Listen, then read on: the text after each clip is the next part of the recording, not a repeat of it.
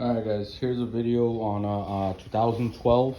You're gonna have a FB from 2011 to 2013 is a FB25 engine. Okay, dual overhead cam. This is when they switched from the EJ25 to the FB25 dual overhead cam with the timing chain. So right now, if you have if you have an oil leak, you know, a lot of times because they don't use a gasket on these timing covers for the timing chain, you're gonna have a leak there because they don't use a gasket. From the factory, they use Fuji Bond. It's a silicone, it's the gray silicone. A lot of times it doesn't hold up. So and also if you get it done by the dealer, they really don't seal it properly. They just throw a lot of it on it when you only need like this much. You don't need a lot. So that's what we're doing. I just want to explain to you the process on how it works. Basically, you're gonna have obviously your accessories, power steering, AC compressor. I just moved it over there so I don't have to disconnect the lines and have to do all that again. So I just remove it, put it over to the side, remove the AC compressor, put it over to the side. All your accessories basically right here with your serpentine belt, and you're gonna have your pulleys. Your crank pulley has to come out. Your water pump pulley has to come out, and all your hoses for your two fans got to come out, and also the hose.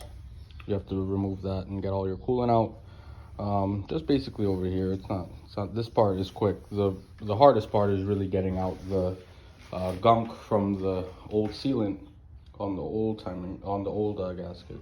So what I did, the best way that I could find to do it was really to get a razor blade and get the big chunks out first around, and then I used a screwdriver, a flathead, just to get into this groove. You see there's a groove here, just to get into that groove. And when I was done, basically showered it with brake cleaner, went through like 3 cans over there,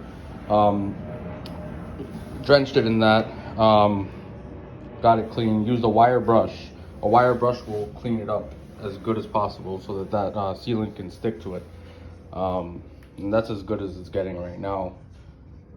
Seems pretty good to me. So when you do that, also you're gonna have your crank seal. You flip it over. If you flip this over, you're gonna have your crank seal. It's pretty easy. You can get a hook and just pull it out and put it in with a socket and a rubber hammer, a rubber mallet. Other than that, I mean, you just want to make sure everything's clean. Over here they put silicone here, so I'm going to do the same thing to put it back.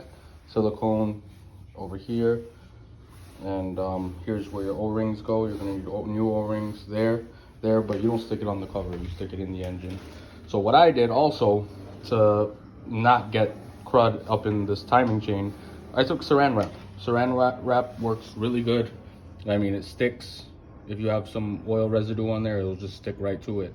And a lot of people might call me crazy for this, but it's literally the best thing to do, just to be safe. And it's like you can go to your local dollar store, get it for $1. Like, so I'm gonna do that, then clean off the areas here, clean off where the sealant touches, and we're gonna use,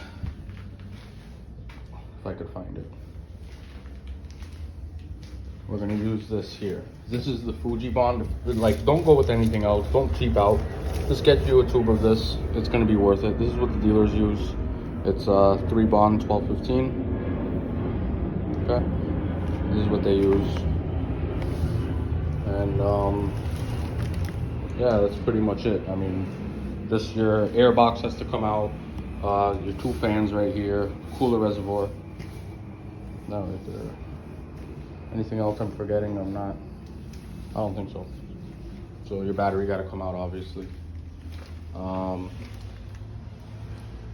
Yeah, that's pretty much it. So I'm gonna get this sealed up. Hopefully have a part 2 for you guys. Pretty much the only advice that I can give, and by the way, the tools that you need literally is very limited. Like, I used a 10 millimeter, a 12 millimeter, a 14 millimeter, and that was it. Literally, that's it.